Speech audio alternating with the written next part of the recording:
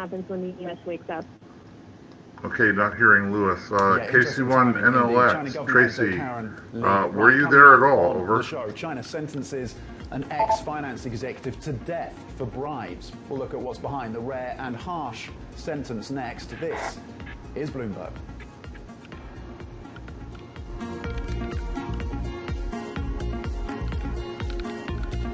Okay, not hearing Tracy. And is there anybody else who is here or wants to say anything before I back away? And because I got to start teaching a sailing class soon. Anyone else have any comments, questions, or anything else? Alright, I just tried the live stream on the Spark channel. How'd that work out? It's going right now. I just started it. I mean, we could probably try it next time. Have better results. And maybe we can stream the net. Yeah, that would be cool. Yeah, let's work on the logistics for that. I think that would be a lot of fun.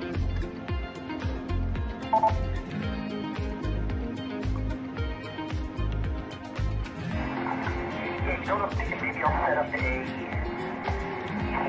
I'm trying to think. I don't actually have a webcam, but maybe one of us could like set up a camera pointed at the radio with the audio, and as long as it comes through the Discord, it'll come through the live stream.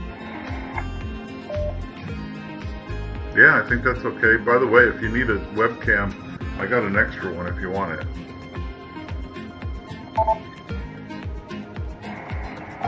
Yeah, actually, if you're not using it, sure. Because I do it myself. I have my cell phone. That's about all I have for a camera. Yeah, I can give you a webcam, no problem. Just stop by sometime and bug me for it. And yeah, it's an oldie but goodie. The interesting thing about this webcam is it doesn't have any infrared filters in it. So for a long time, I was using it with a laptop to record some infrared stuff. And tough stance you know, if you get an infrared filter, it really does some pretty cool things. But you'll notice on the camera there's some glue, some super glue where the holder for the infrared filter used to go. But the camera works fine. So of course, in practice, I got that very seldom used. Probably 10 years ago, but it's still, it's still a pretty good camera, so it's yours. Who was found to have accepted bribes over $1 billion yuan. What we see a lot more of in China's ongoing anti-graft campaign are these very long jail sentences. So, for example, Yang Jiakai, who was formerly at China's banking regulator and an official at China's, or a former official at China's securities regulator, were sentenced to 16 and 18 years in prison for corruption. Okay, it's a potential, likely it is a signal here. Okay, real fine. Well, like I said, I got to start teaching in about 5 minutes, so I'm going to say 73, everybody. And we'll talk to you guys soon. For now, this is N1DID 73. Take care, everybody. I'll wait to everybody who's on video and Discord. And we'll talk to you all soon. N1DID, and I am clear. Securities, trusts, investments, futures, just really deviating from its original mandate of disposing bad loans. And since Lai was taking in, there's been significant damage to the business, and its Hong Kong shares are now less than a third of their value when they were listed.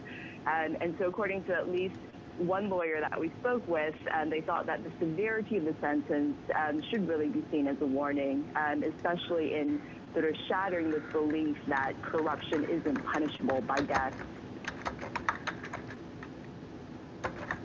Certainly, that's fairly clear, I think, from what happened. Lucille, thank you, Lucille Liu, our China government reporter there out of Beijing. Right, let's talk about the business flash headlines now. Quick run through across some of these corporate stories here. Let's start things off with Prada. Why not? Returning to profit in the second half of last year. That's thanks to recovering demand in the Asia Pacific despite the coronavirus. Now, Prada had focused or has focused on reducing sales via wholesalers to better control pricing of handbags under its flagship and Miu Miu labels. Now, its own outlets account for more than 90% of overall sales. Prada is also ending seasonal discounts to boost an aura of exclusivity.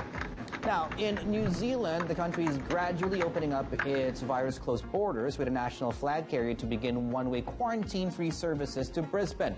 A flight on Thursday will carry passengers who are no longer required to self-isolate in Queensland, but they must confirm they've been in New Zealand for at least 14 days, and seats will only be offered to those whose travel originates there. Tom. Right, let's check in on the mainland markets. You had another set of official, or unofficial, I should say, the private survey in terms of the Caixin survey on services, PMI data, missing forecasts. It's modest gains you're looking at broadly across the CSI 300, the Shanghai Comp, and the China Next. In terms of the CSI 300, 5,394. The target for Morgan Stanley for the end of the year is 5,570, David. Risk asset, generally speaking, taking place against this backdrop of reversing most of the gains that we had earlier on. So things are still stable, fairly fluid. There's plenty more ahead. Keep it here. Stay with us. Good morning. This is Bloomberg.